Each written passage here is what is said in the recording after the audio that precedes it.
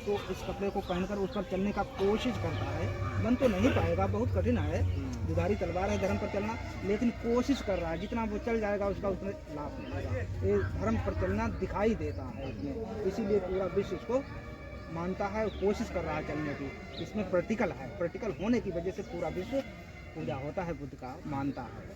तो एक बौद्ध तीर्थ स्थल है, यहाँ पर पूरे विश्व के लोग आते हैं। यहाँ पर भगवान बुद्ध ने अपने जीवन का सबसे अधिक समय व्यतीत किया, 25 वर्षावास।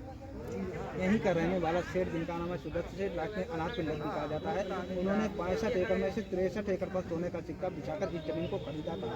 उसके बाद में भी जो बिल्डिंगें देख रहे हो, ये सब भी बनवाई हैं। उसके बाद में भी रोज का रोज भोजन दान दिया था भिक्षुओं को, ऐसे भिक्षुओं को रोज का रोज। और भगवान के समय में इसमें हजारों की संख्या में भिक्षु लोग रहते थे। इस समय जो केवल इसका एरिया 18 एकड़ है, लेकिन भगवान के समय में 2500 साल पहले इसका एरिया 65 एकड़ था। तो हजारों की संख्या में लोग रहते थे, उनको सबको भोजन दान रोज का रोज कराते थे। इसीलिए इतना बड़ा महादान करने की वजह से पूरे विश्व के बौद्धिस्ट लोगों का एक तीर्थ स्थल है। पूरे विश्व के लोग आज भी आते हैं, इतना लंबा समय होने के बाद प्रैक्टिकल होने की वजह से, सच्चाई धर्म होने की वजह से आते हैं। अन्य धर्म हैं तो बहुत से, लेकिन उनमें कोई न कोई ढोंग, आडंबर, अंधविश्वास है। इसमें अंधविश्वास वाला बात नहीं, ये नहीं है कि इसे मान लो, मानना नहीं है। ये वृक्ष सामने देख रहे हो, भगवान बुद्ध को जिस तरीके से बोध गया में ज्ञान प्राप्त हुआ है, उसका शाखा है। जैसे यहाँ पर बनते लोग रहे हैं, तो सबसे बड़ा रोग है, जब उनके होने पर रोज का रोज भोजन दान मिलता था, लेकिन जब ना होने पर गिने चुने लोग भोजन दान, तो किसी को जाना आना बाहर पड़ता था। तो उन्होंने निवेदन किया भगवान से कि आप लोग चले जाते हैं यहाँ से, तो गिने चुने लोग भोजन दान का निमंत्रण लेके आते हैं। जब आप होते हैं तो रोज का रोज भोजन दान रहता है।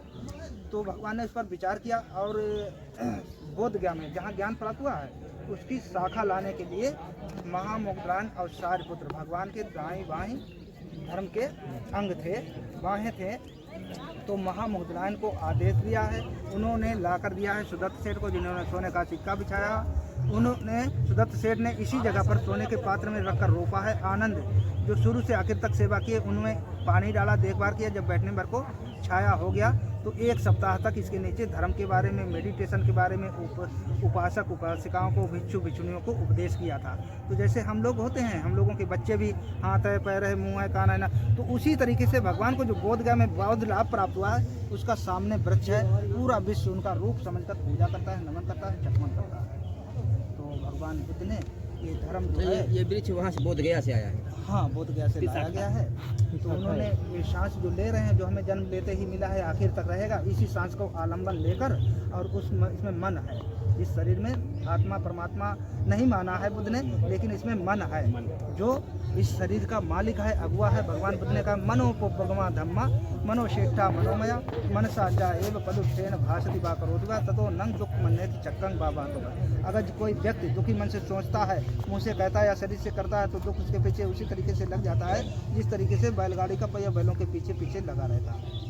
अगर कोई सुखी मन से करता है, सोचता है, कहता है, तो सुख उसे उसी तरीके से सहयोग करता है, जिस तरीके से मनुष्य का परछाई 1 मिनट के लिए भी साथ नहीं छोड़ता है। तो मन जो है, उसी सांस का आलम्बन लेकर उसको कंट्रोल करना है। वो तो होगा तो सब कुछ है। दरिया को बांध कर पानी को रोक दे, किसकी मजाल है जो जवानी को रोक दे। उसे तो नहीं रोका जा सकता है, लेकिन फिर भी बहुत कोशिश करने पर करत करत अभ्यास के जड़मत होत सुजात, रसरी आवत जात ते सिल पर होत निधार। तो लाखों करोड़ों पद्मा पदम में 1-2 कहीं कर पाएगा, लेकिन मन बहुत चंचल है, उसको मन ही सब कुछ है। कैसे उसी को आप लोग कैसे ध्यान लगाते हैं? उसी को कैच कर, विधि बताइए, उसी कैसे लगाते हैं? उसी सांस को रोकना है। जैसे घर में माँ है, भाई है, बहन है, बेटी है, जीवन साथी है, उसी तरीके से इस आंखों से देखना है। आंखें तो वही हैं, लेकिन माँ को उसी नजर से तो देखते हो। तो इसी नजर से बूढ़ी बाड़ी है, माँ है,